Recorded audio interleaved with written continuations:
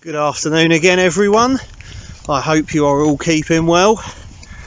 I'm back out on my own this afternoon in the lovely county of Kent, the Garden of England again, and I'm doing the final walk from the year-round Walks in Kent book. This is the final one, and I'd hoped to do it with the very lovely Candice, but our plans sadly did not marry up, so I'm doing it on my own. I'm in the little village of Upper Halling, I believe it's pronounced. It's not far from the River Medway and Rochester. This is a little 4¼ mile walk, a circular route, and heading up onto part of the North Downs Way and the Chalk Ridge. So it's the final autumn walk and the final walk of the book, and I thought I'll celebrate in style and do a wild camp, hence the Osprey Exos 48. I've got my Terra Nova Laser Competition 1 tent, the lightweight tent that weighs under 1 kilo, but I've offset that with 3 bottles of cider and a comfy chair for a change. So I've not been as busy with the channel the last couple of weeks, just because I've been busy getting my old job back. So I'm back working at the leisure centre gym in Brentwood. It's new owners, new management, the council's taking it over, and I was very lucky as I was one of the few people that got their job back.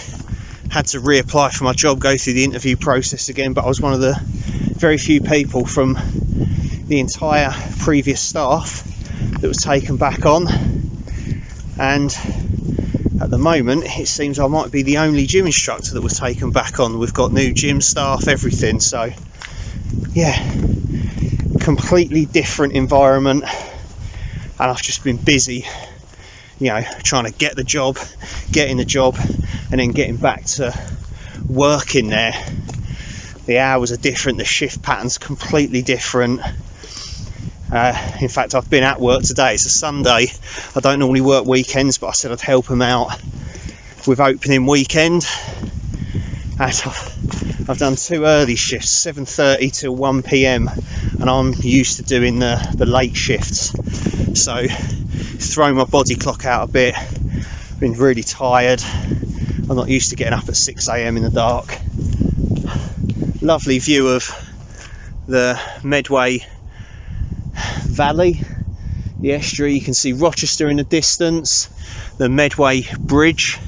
Yes, I've been busy with work and sort of sorting that out, and I've literally only sort of just finished work. I finished work at 1, and I thought I've got to get this walk done. I've got tomorrow off, which is good, so I thought I'll catch the last of the sunlight, because it gets dark here at like ridiculous o'clock, like 4 PM, and it's about 2:30 now, so I thought I'll get up here quickly. It was only about a 43 minutes drive. Had my camping stuff already in the car, get on up into the woods, set up for the night, chill out, and then we'll do the rest of the walk in the morning. Anyways, looking forward to this, the final one, the book. So enough talking, let's get walking. This is an invigorating walk with some climbs and descents on the North Downs, but we are rewarded with lovely views over the Medway Valley, even as far as the historic buildings of Rochester. The countryside is very wooded, so looks fantastic in autumn as the leaves of the trees turn to bronze and gold, and there are red berries and hips in hedgerows. In the summer months we can also see lots of wild flowers, including orchids. The route passes close to a tiny Norman church, and it only requires a short diversion to view this.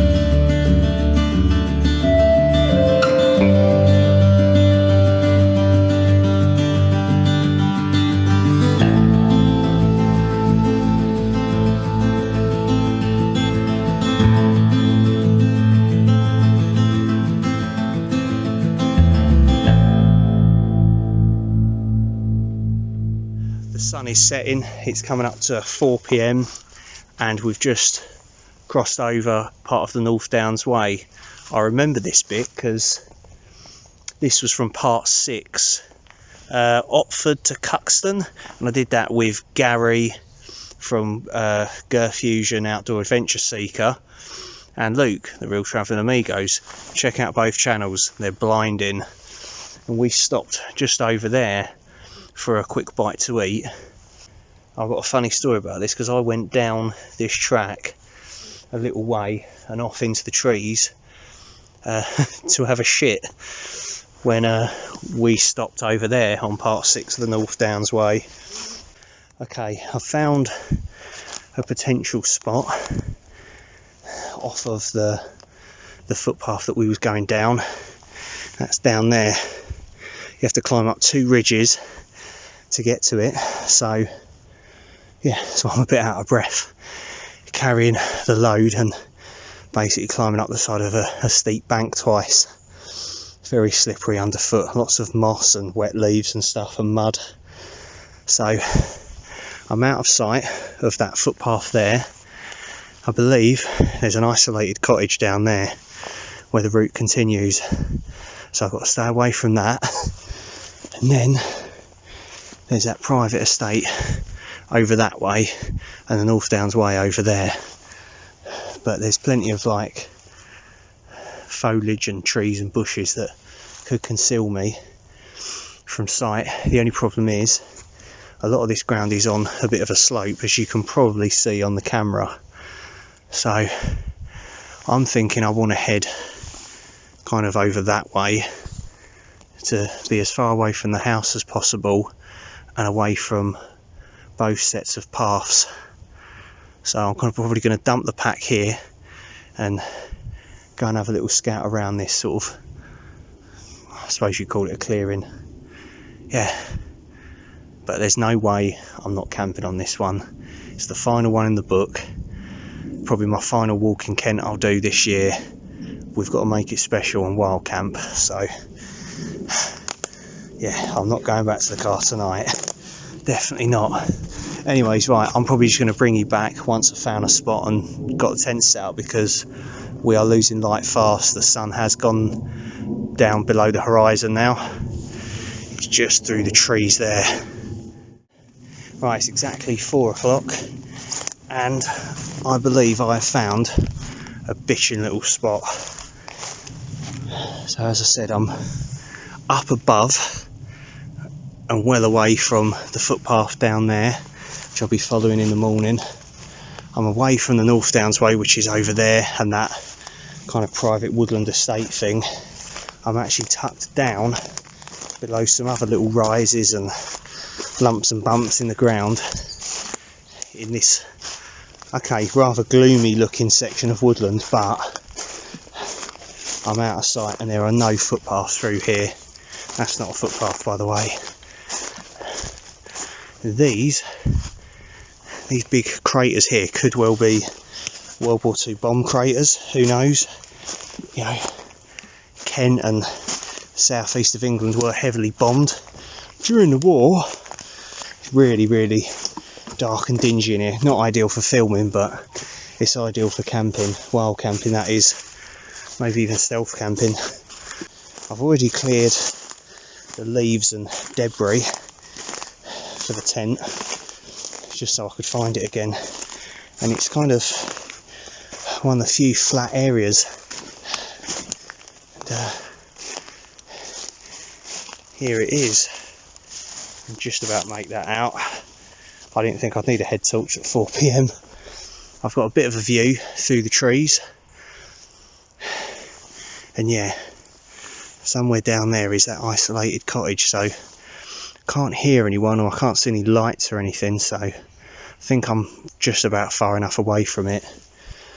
But this is the selling point. Look, I'm tucked behind that ridge over there from where we just came in, and then this massive ridge or depression here, this, you know, sort of mound, is blocking me from behind, so I think I'll be alright here. And I've checked up above to see that none of that is deadfall. it looks live. All of this looks live, so I think it'll be good. Right, I'm going to get the tent set up now.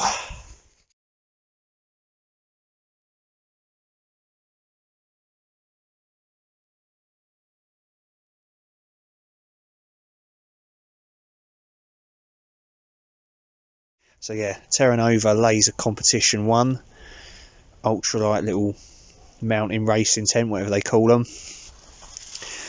I've got my, I think it's an Altad folding camping chair. I wanted a bit of luxury tonight. I've been sat on that stool for the last few camps. I've got a little spreader mat for the feet that I bought, that's Trekology. And the bags that the chairs come in, you know, you can actually fit them on the back of the chair. You just use the loops at each end of the bag and slide it on the poles and then put the chair cover on. I thought it was quite cool. I've got my homemade alcohol stoves, the carbon felt ones that my mate Hambo made, and the little wire pot stands, that's the large one, and the small one is in my cookware bag. I've just had something to eat. I was chatting to Candice, so I couldn't film at the same time. I just had this heartwarming roast chicken mugshot pasta, and I made it just right with the right amount of water, and it tasted amazing. Really, really good. Got my rubbish bag set up. Nice big carrier bag so I can fit loads of stuff in. I've already started on the ciders without you. This is a Brothers Marshmallow English cider, 4%, and it's a little bit sickly, but it's good. Like, I could probably maybe drink one more of those at a push, and I think I'd have to change my palate to, you know, a different cider or different drink, but it's good. So I'm going to give the Marshmallow Brothers cider an 8.8 out of 10. It's pretty good. Then I have another Brothers cider. This one's wild fruit. I've had this one before. We're not level there. Yeah, I've had this one before, and it's okay. It doesn't score as highly. It's a little bit sickly, and I don't know, just sort of, it tastes very artificial, the fruit taste. So I've not even cracked it open yet. I'm probably going to give that probably a 6.9 out of 10.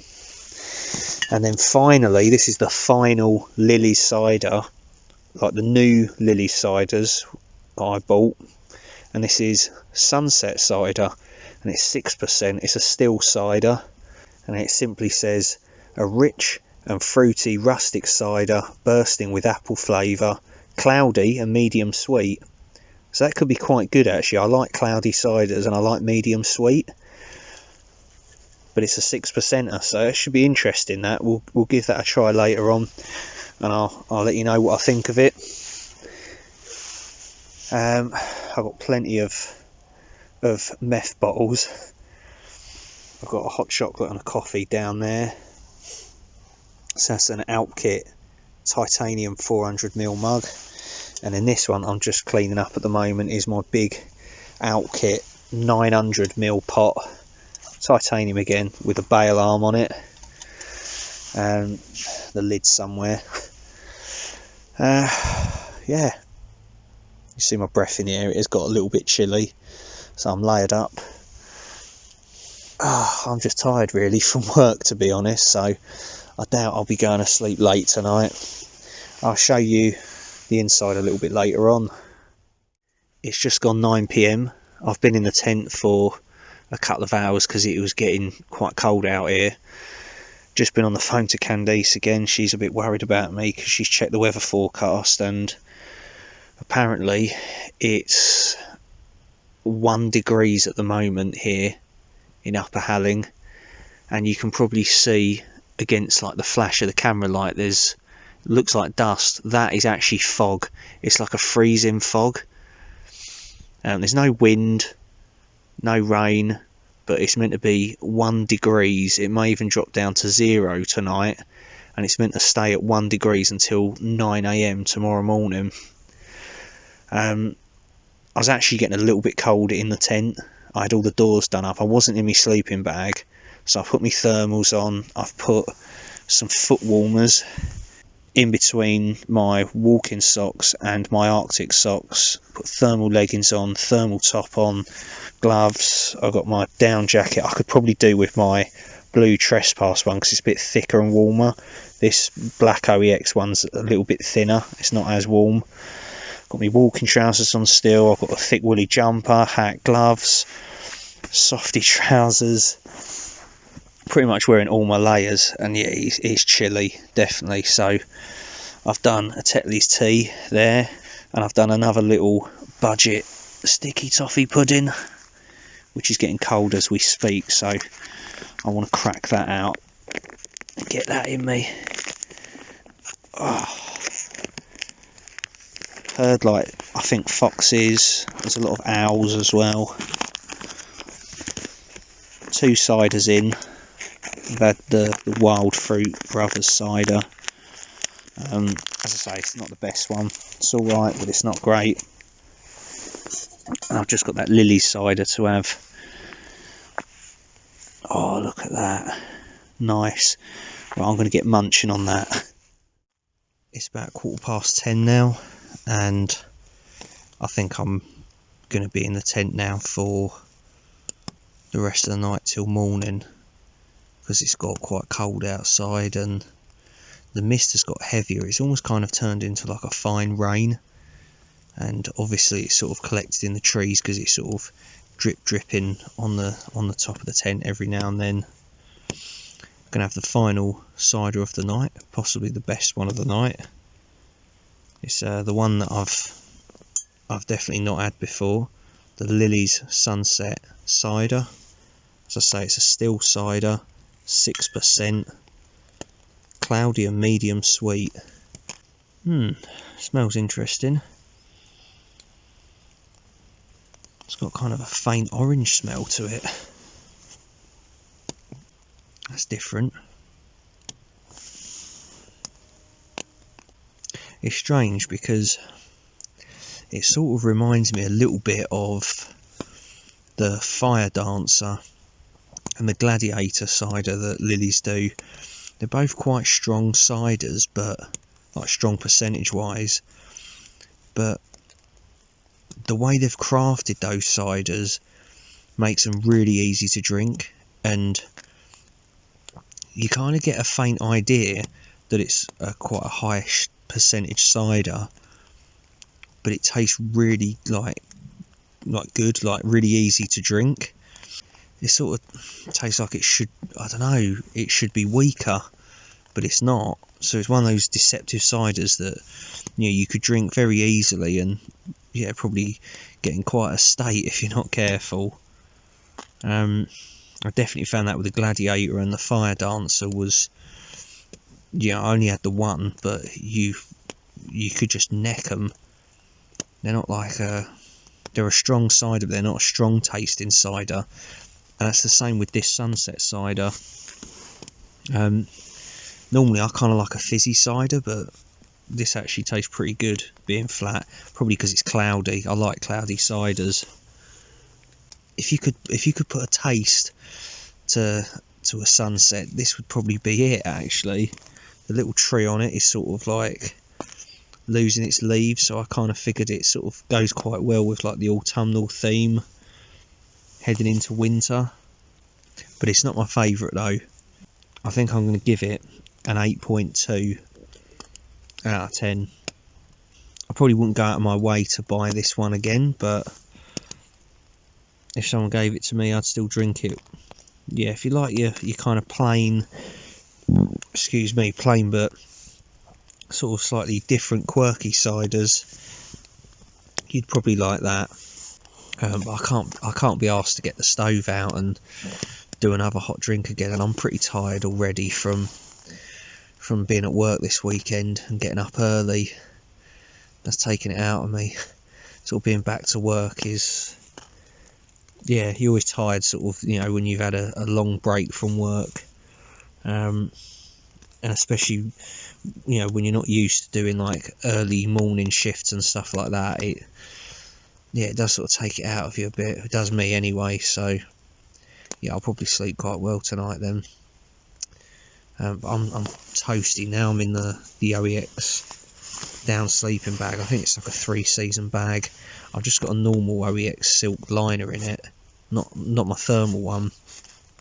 And I've got the foot warmers on, and I'm wearing pretty much everything on my winter climate mat as well. I'm toasty warm, really warm.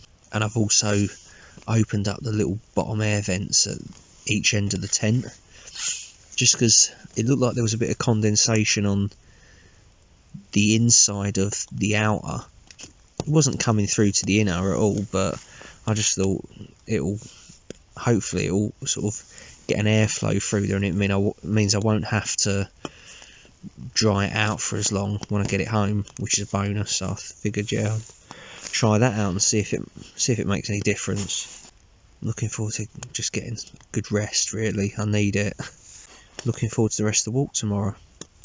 So enough yawning, and I'll see you in the morning. Night, everyone.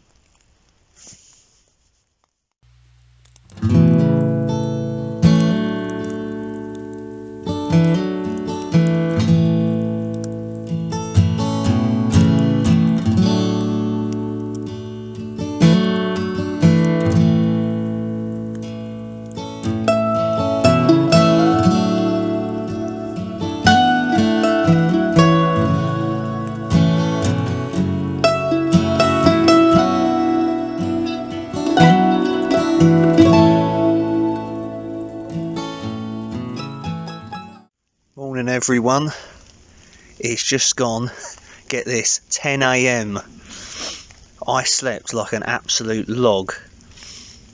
I got to sleep sort of just after midnight, and slept through till about 10 past 8, and then yeah, I took a peek outside, and it is basically like this, incredibly foggy again. It's like a cold, damp fog, and it almost feels like there's a rain in the air because there's so much water in the trees and stuff that it's just constantly falling through. So I think it's sort of like a misty rain mixed with fog as well.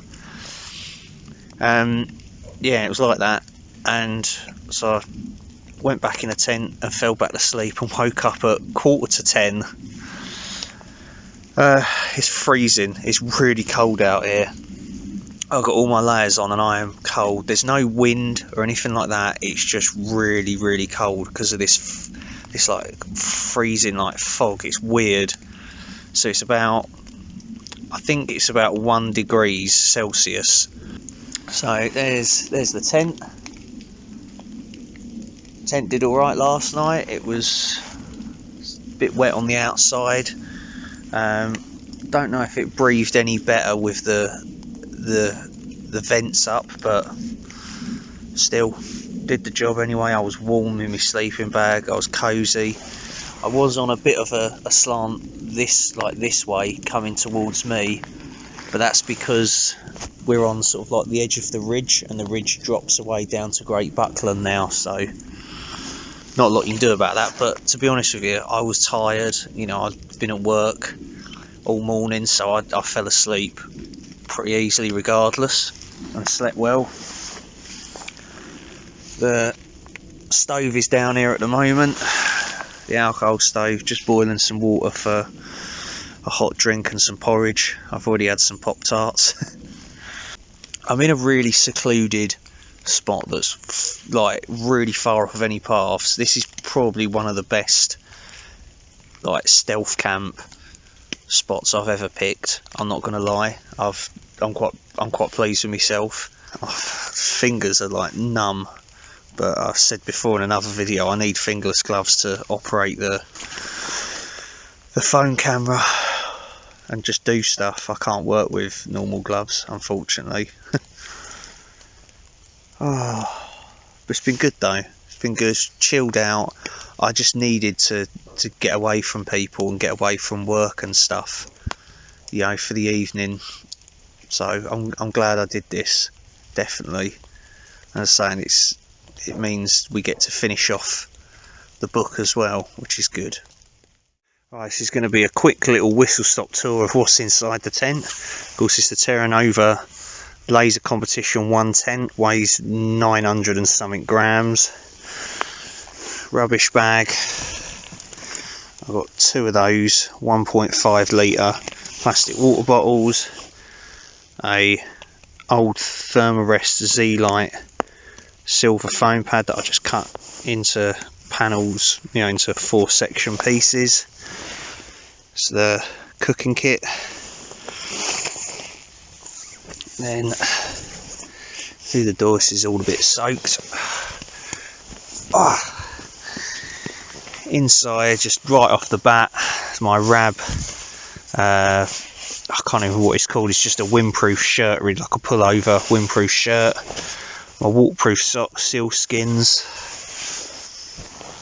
Some leftover food there in that bag, headphones, battery pack, cables, a selfie stick, microfiber little towel, the map and the guidebook are in the case, my Wowtac head torch.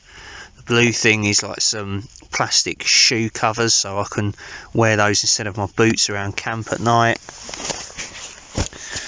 Trekology Aleph 2 inflatable pillow. Very comfy, very light, packs down small, and they're not that expensive either. Osprey Exos 48 litre rucksack, and then this is my Climate insulated static V winter sleeping pad. I can't remember how much it weighs. It's not the lightest pad in the world, but it is the warmest and the comfiest in my opinion. Underneath that I've got a silver Quechua foam pad just to protect this really.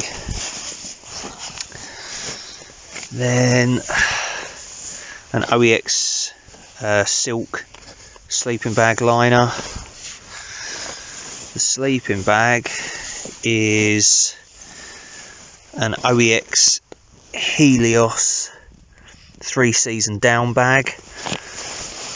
And then, because it did get quite cold last night, I added the OEX Bush Pro standard bivvy over it. And just if any damp got through the air vents or anything, it just keeps the footbox dry as well. And yeah, that worked an absolute treat. That bivvy bag's really light, so you don't notice that extra weight in your pack really. You know, if you've got a tent as well, some people say it's overkill. I would say it's a necessary evil. It has its uses definitely. Then in this OEX dry bag, you can tell I like OEX stuff. In this one I've just got some wet wipes, tissues, a trowel, hand sanitizer, antibacterial wipes. You guessed it, that is the shit kit, which luckily I haven't had to use. Another microfiber towel. This is some lenses for the phone that I bought. Another charging cable and a little through night TI3. Tiny little light, but it throws off a lot of light and it just works off of one AAA battery. I usually hang that in the tent somewhere as a tent light. That's about it, apart from the stuff I'm wearing, I think. Of course, I've got my chair outside, and yeah, that's it really. Right, I am going to start getting everything packed away.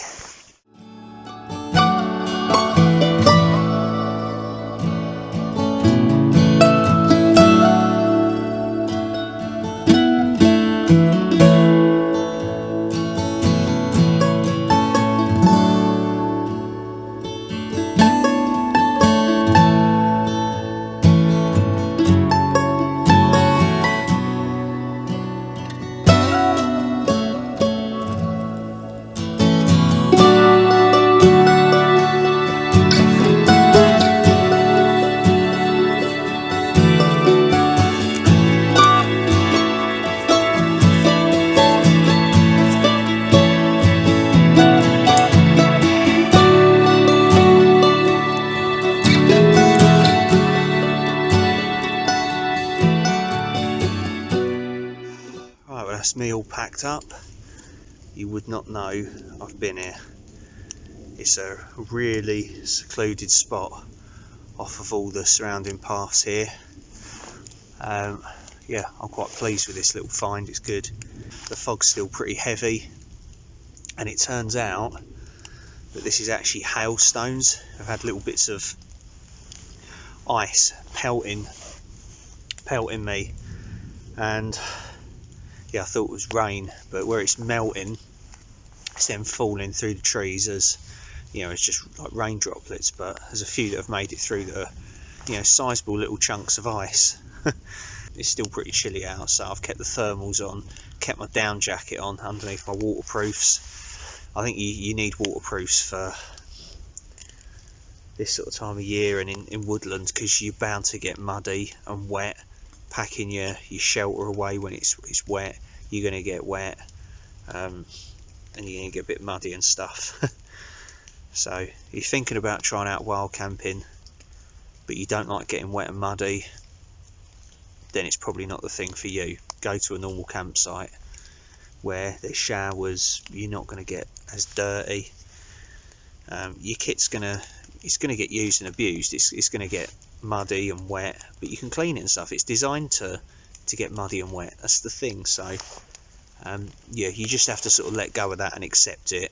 It's damage limitation. You know, you try and keep as much stuff dry as you can to sleep in and stuff like that. But yeah, it's one of them things. So not got particularly far to go. It's only a short walk, so probably got maybe half of the walk left.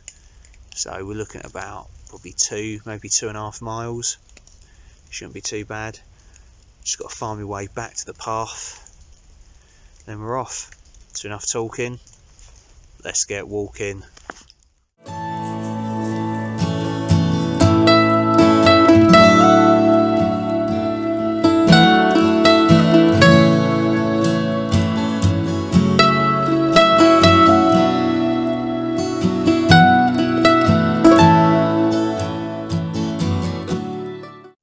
Back out on the footpath, and I've come from way up there to climb up 2 ridges, or climb down rather, and then it's way over there and then down again the other side. And yeah, our path follows down this way. I can see a little gate actually not far away. It's literally about there. So yeah, we were quite close to civilization. Apologies if this is a little bit shakier than normal, but I've got this old battered tripod that Luke gave me ages ago, because I think I left mine at home when we were due to do a section of North Downs Way, and he very kindly gave this to me, and he won't mind me saying it's not the best tripod in the world, and bits have fallen off it, and I've tried to sort of bodge it back together and stuff, so it's not ideal. But trust me, a new better tripod is on my Christmas list. So I think my aunt's getting me that. Yeah, they're about 25-30 quid. They're not cheap, but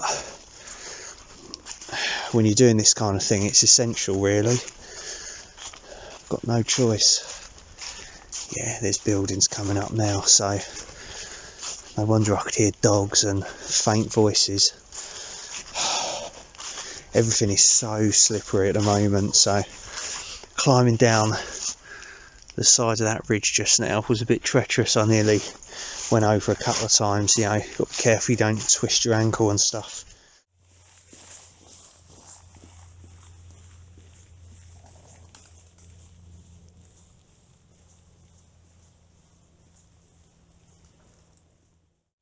All that remains of the village of Dode, wiped out by the Black Death in 1349, is the deconsecrated Norman church. I've got bad news. Gate's locked, which means it's probably closed. I think it's only used for like private wedding ceremonies now. It's pretty cool. Like, that's a pretty cool place to get married, in a really, really old church that was abandoned after the Black Death. Because of all this stupid bollocks that's going on at the moment, Kent is in tier 3, so it's definitely not going to be open. Cheers, Boris.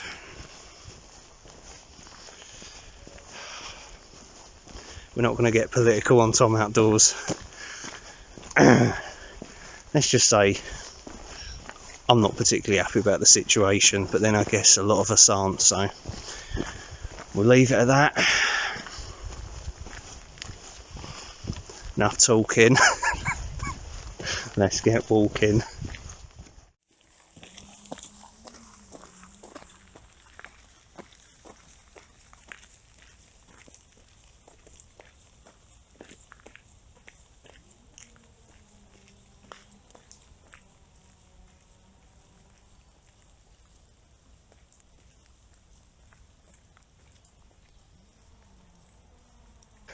It's pretty steep.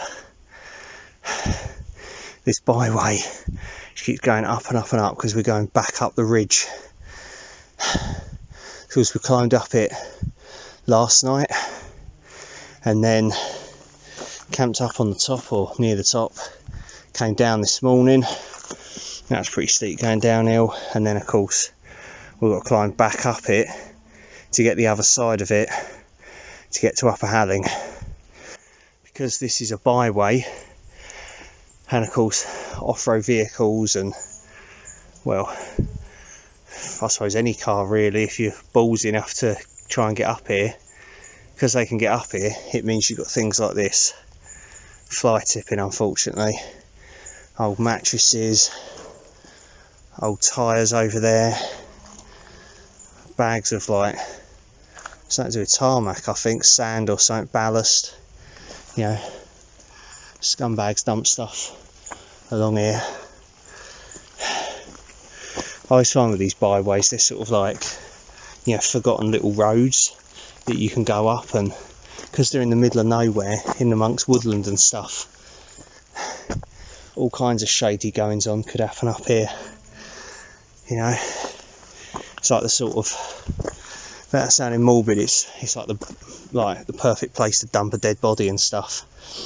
I always think one day I'm going to come across something horrific like that. Don't know where this is going, but you know, anyway, there's tyres, all kinds of shit. There are some pretty cool mushrooms though. We're just approaching Holly Hill House, and this is the North Downs Way. It goes across that barrier along that byway, and you may have seen this bit in part 6 that I did with Luke and Gary.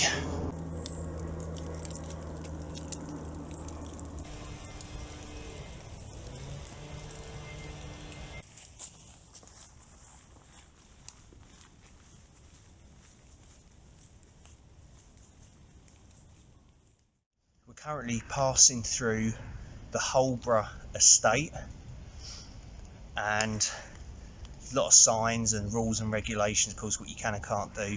Definitely can't wild camp here, but luckily they provide bins, which is very nice of them.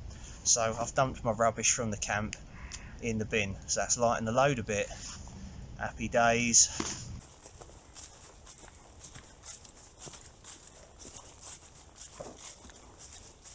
One of the loveliest sights of autumn is the leaves of field maple glowing gold in the sunshine. It is one of our smaller trees and is often found in hedges. It likes chalky soils, so is common on the downs. Unlike the related sycamore, it is native to Britain, and the leaves are smaller and three-lobed. Both these trees have winged seeds, the familiar helicopters that can travel some distance in the wind and so disperse the tree to new places. The wood of the field maple has a fine grain, so has been used for turnery and carving.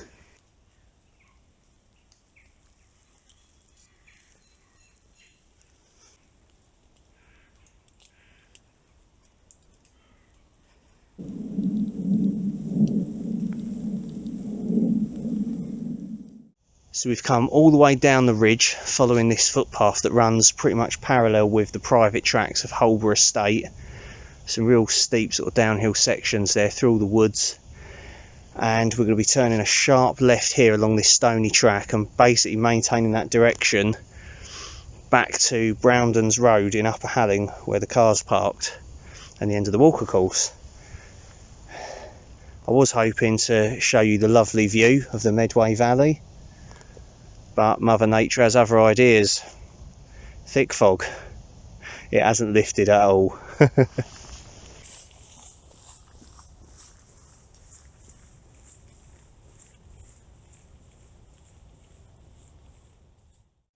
Right, we are on this little track now, or should I say road, back into Upper Halling.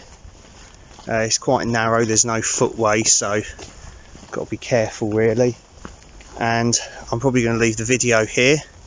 That was the final walk from this book, Kent Year-Round Walks by Michael Easterbrook. If you're in the Kent area, or if you want to do some walks in the Kent area, I highly recommend this book. It's been one of the best guidebooks I've done. Me and Candice have really enjoyed it. The majority of the walks that we did in this were myself and Candice. Then quite a few were me solo, and then I've also done some with other people as well. And it's just been really good fun. So thank you to all those people that joined me for walks in this book, and of course to Candice. Thank you for watching all of these walking videos from this guidebook. They do year-round walk guidebooks for Surrey, Suffolk, Norfolk, East Sussex and West Sussex, and of course you can bet your bollocks to a barn dance that I'm going to try and buy all of those, at least the East and West Sussex ones anyway. Maybe the Surrey ones, maybe the Suffolk one. Don't know about Norfolk though, because that's a bit of a trek for me, and I've got other Norfolk guidebooks that I need to do at some point in my lifetime. So I just spat there. So yeah, they're really good guidebooks, and I highly recommend picking one up. I'm not going to do links. Come on guys, use Google, do a bit of detective work. I did. Yeah, you can find them pretty easy. Just Google year-round walks in whichever county you want. I'm sure they do them for other counties than the ones I've mentioned. That's the second person I've seen on this entire walk. It's crazy, isn't it? I know it's a Sunday into a Monday, but I've just seen no one about. Mad. Anyway, yeah, so grab yourself a guidebook if you're interested. This has been a pleasure. I'm glad to have finally finished the guidebook off. I apologise for waffling on this one. I find with the solo camps I tend to do that quite a lot. I obviously need the company. I just want to say a big thank you to everyone that subscribes, follows the channel, watches the videos, leaves nice comments, supports me in all different ways through sending me little gifts or gifts of money, which incidentally, if you do want to do, I will accept that now. If you feel you want to give back to the channel, it's not compulsory, but if you feel you want to, then that's much appreciated. It will all go towards like camera equipment, tripods, petrol, you know, to get me to these locations and stuff. Maybe the odd bit of gear, but mainly it's like the consumables really, all that sort of stuff. So yeah, if you feel you want to give back, then look for me on PayPal, pttomhill@hotmail.com, all lowercase. And yeah, if you want to leave a donation, go for it. I'll much appreciate that. I'll give you a little shout out as well if you want me to say thank you. Of course, it's the least I can do. I figured it's better to make money from the channel that way than try and make money from it by like monetizing it, putting adverts on the channel, stuff like that. That's kind of ruins the viewing experience, doesn't it? So yeah, anyways everyone, thank you so much. take care of yourselves, look after each other, stay safe, jolly safe, and I'll see you again soon. Laters, people. Bye.